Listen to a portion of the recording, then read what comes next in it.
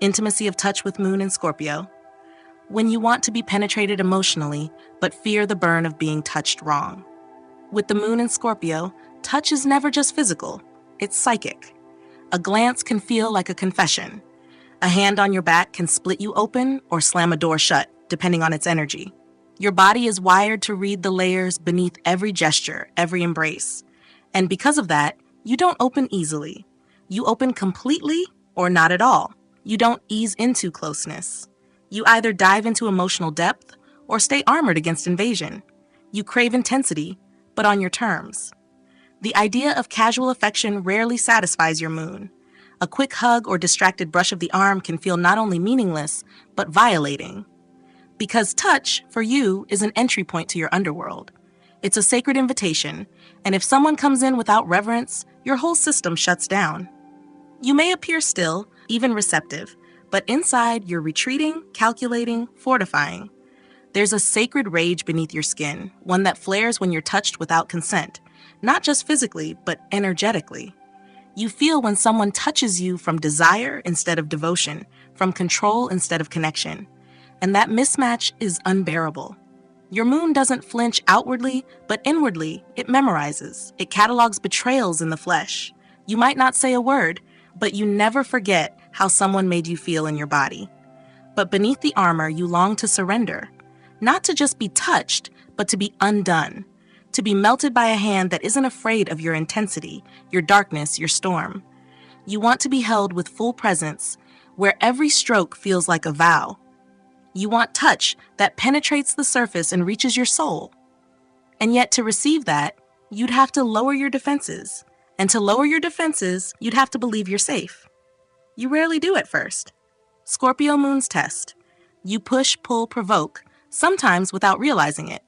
You create emotional tension to see what survives it, because if someone can't handle the heat of your wounds, they don't deserve the warmth of your trust. And for you, touch isn't just about affection, it's about power. Who has it? Who yields it? And most terrifying of all, what happens when you give it away? You give sparingly, but when you do, it's total. A touch from you can feel like lightning, magnetic and consuming. You love with full-body devotion, not halfway gestures. You read your lover's skin like scripture. You know how to meet their body where words fail, but you often hide the depth of what you feel. Because if they knew how much their fingers mattered to your heart, they might not handle it with care.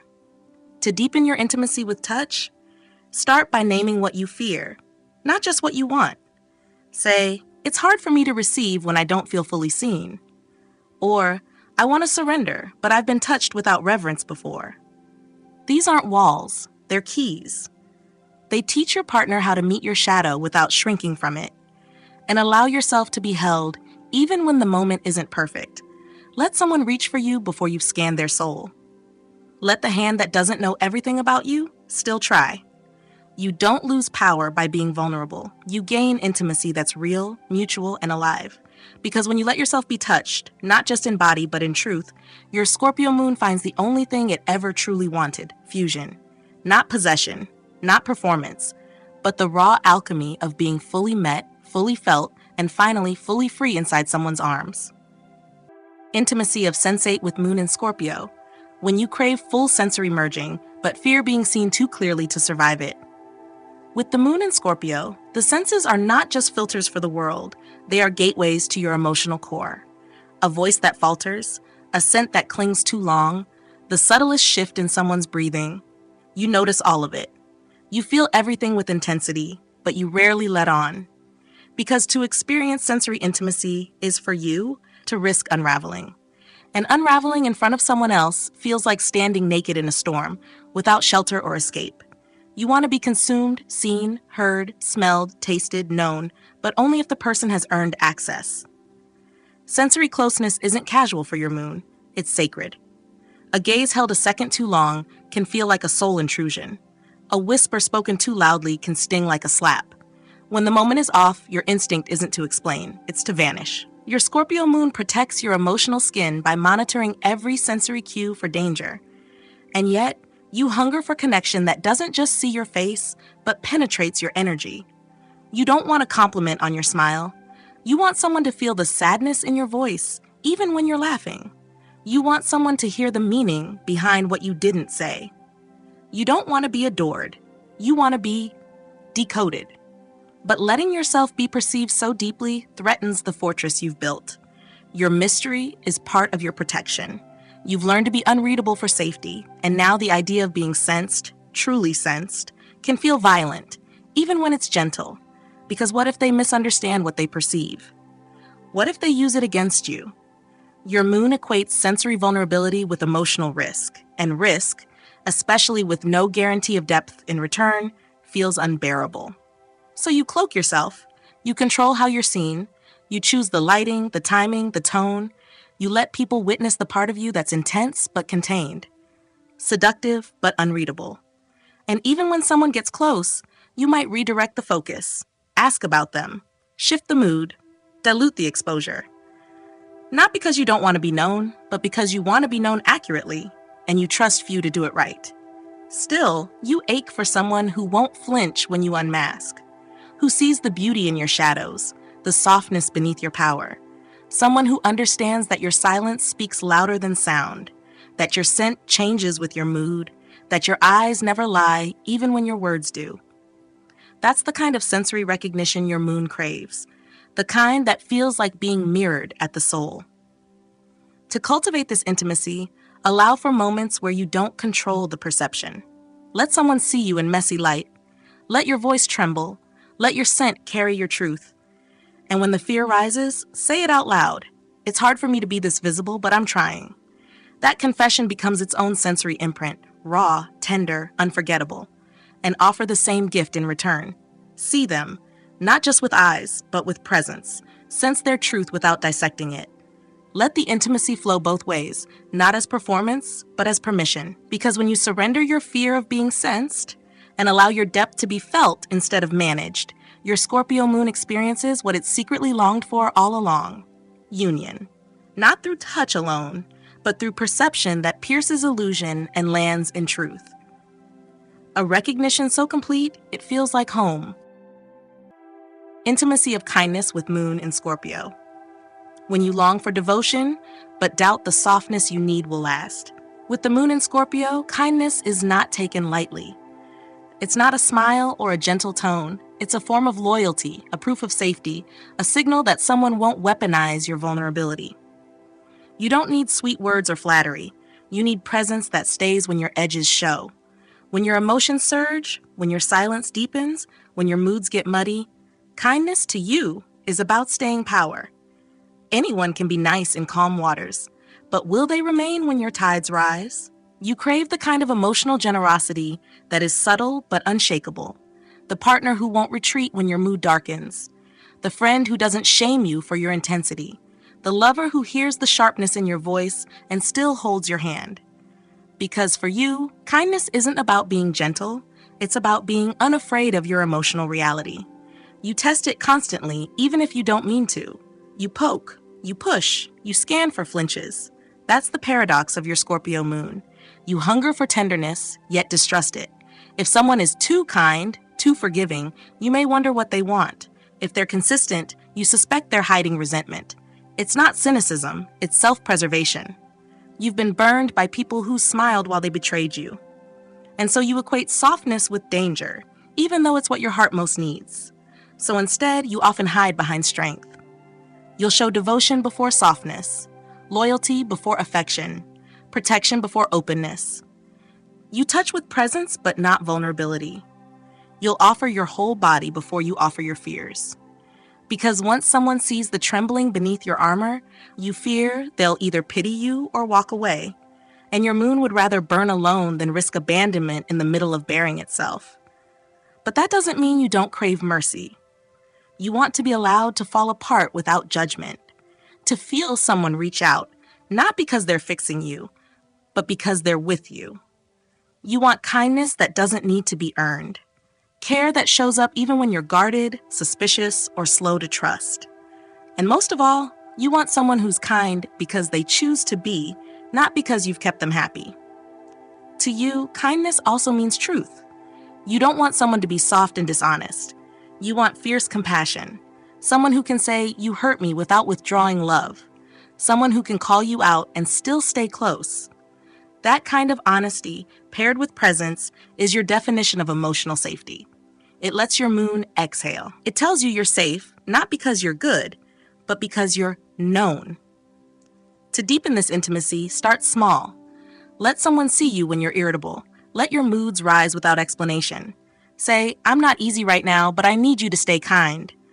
Give them a map into your vulnerability before they feel lost in your intensity. These moments are terrifying, but they become turning points. Places where you rewrite your belief that love leaves when you soften. And offer kindness to yourself too. Don't punish your own shadows. Don't scold your need for reassurance. When you feel raw, whisper, "I am still worthy of gentle love." Let that belief grow slowly, like moss in your inner cave. You don't need to be soft to be loved, but you are allowed to soften. Because when you let kindness reach the parts of you you've armored, your Scorpio moon discovers the most transformative truth of all, that real intimacy doesn't just survive your depths, it needs them. That you are most lovable not despite your darkness, but within it. Intimacy of growth with moon in Scorpio. When you need to transform, but fear your becoming will leave you alone. With the moon in Scorpio, growth is never mild. It doesn't unfold quietly over tea and soft conversations. It erupts. It dismantles. It turns your emotional world inside out. And while others may fear change, you are wired for it, drawn to the very depths most avoid. But even so, there's a secret terror that lingers. What if your evolution demands that you leave people behind? What if becoming who you truly are means being unloved? You don't resist transformation. You resist witnessed transformation. Your Scorpio moon wants to be allowed to change in silence, in secret, without someone commenting on how different you've become, because your inner world is not just private, it's sacred. When you shift, it's not cosmetic, it's cellular. And you fear that if someone sees you mid-metamorphosis, messy, half-formed, unsure, they won't stay. They'll mourn the version of you they knew and abandon the one you're becoming. So you often do your inner work alone. You retreat when things shift. You make emotional changes underground, letting the outer world see only the result, not the rupture, not the grief, the confusion, the rage, because you've learned that most people can't hold space for your process.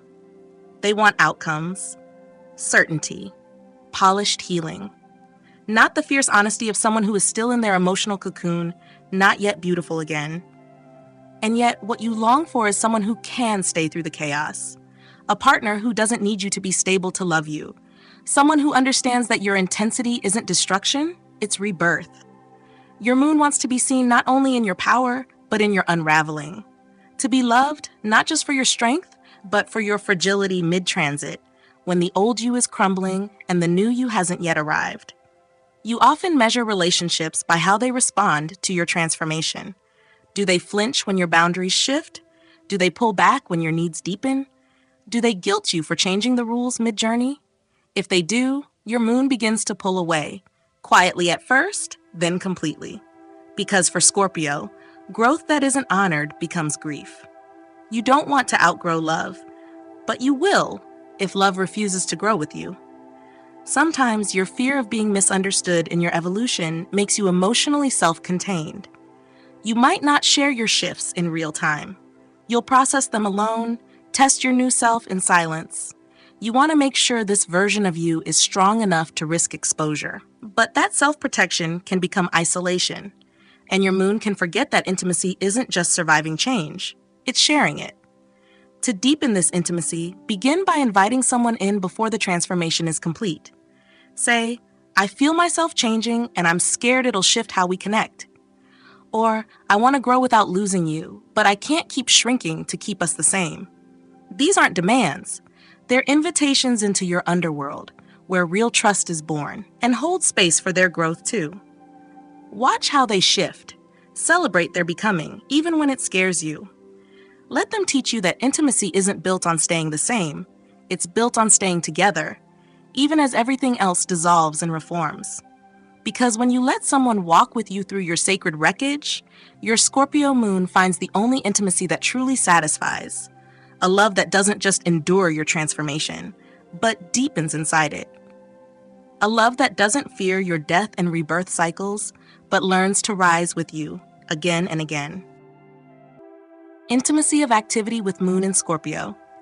When you want to merge through shared motion, but struggle to loosen control. With the Moon in Scorpio, shared activity is never just about doing something together. It's a means of psychic attunement. You watch how someone moves through space, how they handle time, pressure, chaos, stillness. Every activity is an energetic test. Can they match your rhythm? Can they handle your silence? Can they move with you, not just beside you? Because for your Moon, activity is less about the task and more about the bond it builds or breaks. You are rarely neutral in motion.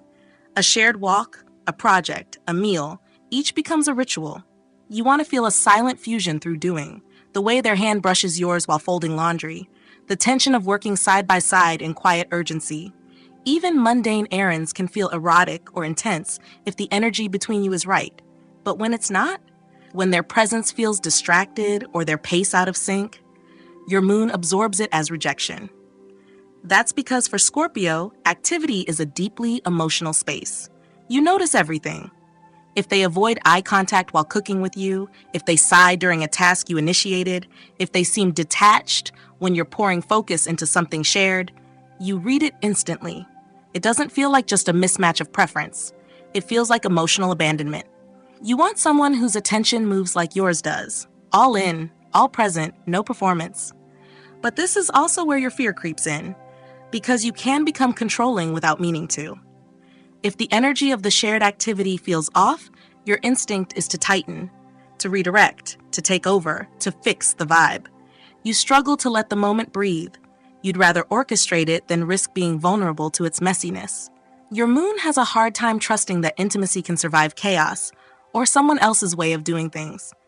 And yet, underneath that need to manage is a yearning to let go. You want to be led sometimes. You want someone else to hold the shape of the moment so you can just feel. You want to be surprised. But to do that, you'd have to surrender your grip. You'd have to believe that shared motion doesn't always require mastery, just willingness. Sometimes you retreat from joint activity altogether, especially if past attempts have led to disappointment. You'd rather do things alone than risk being unmet again. You may label yourself independent, but in truth, you ache for shared effort.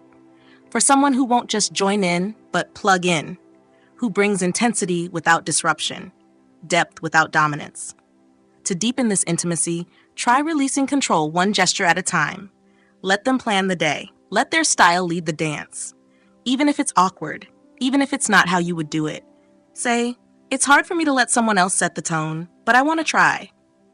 These micro surrenders open space for a different kind of bonding.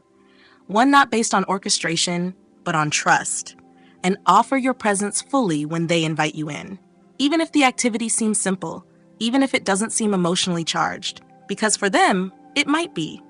Let your intensity meet theirs, not overwhelm it. Let shared doing become a practice in letting your edges soften. Because when you stop trying to control the shape of every moment and start letting the energy shape you, your Scorpio Moon finds a new kind of intimacy. One where devotion lives not in dominance, but in co-creation. A togetherness that breathes, transforms, and holds you both, even when nothing goes according to plan. Intimacy of allowance with Moon in Scorpio.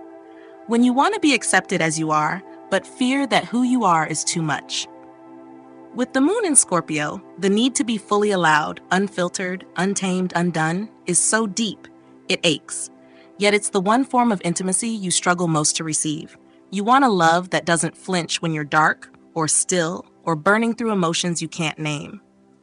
But instead of showing those states freely, you often hide. Because your Moon has learned the hard way that intensity isn't always welcomed. It's managed, feared, or pathologized. Allowance, to you, is more than tolerance. It's sanctuary. You want to be with someone who doesn't rush to fix you when you're in pain. Someone who doesn't interpret your silence as distance, your anger as instability, your passion as volatility. You want to be with someone who can stay steady as you change shape, because you will change shape, often and deeply. That's just your nature. You live in cycles others haven't named yet. But because you've been made to feel too much for so long, you often preemptively mute yourself. You shrink your emotional displays, you edit your opinions, You mask your fluctuations with composure, wit, or control. And while this wins peace on the surface, underneath it breeds loneliness. Because when no one is allowed to see your full weather, no one can love you through the storm. Sometimes, your own lack of allowance turns inward. You shame yourself for feeling too deeply. You analyze your jealousy, your grief, your suspicion, trying to strip them of power before they're judged. You pride yourself on emotional strength, but secretly wonder if that strength would collapse the moment someone truly allowed you to rest inside it. You long to be held in your rawness. For someone to say, "I'm not afraid of this version of you," and mean it. But to receive that, you must risk being seen in states you're not used to showing. Not the fierce you, the sexual you, the insightful you, the undone you, the numb you, the needy you, the version of you that's in between transformations, unsure of who's emerging next. To cultivate this intimacy, begin by noticing where you still perform your healing, where you rush to be palatable, where you apologize for the depth of your feeling. Then pause. Let the mess stand. Say, "I don't need to be understood right now. I just need to be allowed." These are spells. They invite people to meet you soul first, not symptom first, and extend that allowance outward too. When your partner is inconsistent, distant, moody, don't just analyze them, allow them. Be the storm holder you wish someone would be for you. Scorpio understands emotional survival better than anyone. But to thrive, you must learn to soften your grip on control and let allowance flow both ways. Because when you finally believe that being fully seen won't lead to abandonment, when you trust that your contradictions, your silence, your darkness can still be loved, your Scorpio moon finds the kind of intimacy it's been aching for all along. One that doesn't just endure your truth, but reveres it. One that says, "Come exactly as you are. I won't look away." Intimacy of giving with moon in Scorpio. When you give with totality, but fear that what you offer will be taken for granted or used against you. Giving with a Scorpio moon is never light. It's not casual, not performative, not transactional. When you give, it's soul first. You offer your energy, your time, your body, your psychic attention. You listen in ways others don't notice. You protect people from things they'll never even know almost reach them. But the truth is, giving this deeply feels like bleeding into someone else's world. And that's not sustainable unless you trust what they'll do with your blood. You give with layers. On the surface, it might look like a favor, a gift, a sensual gesture. But underneath, there's an emotional signature. I'm showing you what you mean to me. I'm exposing where you live in my heart. This makes every act of generosity a risk. Because if someone responds carelessly, or worse, takes it without acknowledgement, your moon doesn't just feel hurt, it feels betrayed. Because your giving wasn't about the act, it was about loyalty. And so you often give in secret, quietly, subtly. You don't want praise, you want psychic recognition. You want someone to feel the depth of what you offer without you having to explain it. But when they don't, when they miss it or misread it or trivialize it, you withdraw. Not always dramatically, but permanently. One of your deepest wounds is giving everything and receiving very little, not just in return, but in understanding. That's why you sometimes hesitate to give at all. You test, you observe, you wait to see if someone is worthy of your depth. Because once you do give, you don't hold back. And if they mishandle it, it's not just disappointment, it's devastation. Your moon doesn't know how to offer partial gifts. It loves like a tidal wave or not at all. You may also give as a form of control. When your vulnerability feels too exposed, you might use caretaking to reestablish power. You anticipate needs before they're voiced. You make yourself indispensable. But underneath the service is a question you rarely ask aloud. Will you stay if I stop offering? This is where giving becomes a survival strategy, not a soul exchange. And yet what you really want is to give freely, to offer without guarding, to love without watching for the moment it might be turned against you. That's the intimacy you're aching for, a place where your generosity is mirrored, not matched tit for tat, but held with reverence, where someone knows that when you open your hands, it means you've already opened your heart. To deepen this form of intimacy, name the truth behind the gift. Say, when I do this, it means I trust you. Or, I don't need anything back right now. I just want this to land. Give not as a power move, not as a test, but as an offering rooted in your wholeness. And let people give to you, even when it feels foreign, even when your instinct is to analyze or reject it. And offer that same reverence to others. Don't just watch what they do. Feel why they're doing it. Meet their acts of love with awareness, not suspicion. Let their gestures carry meaning too.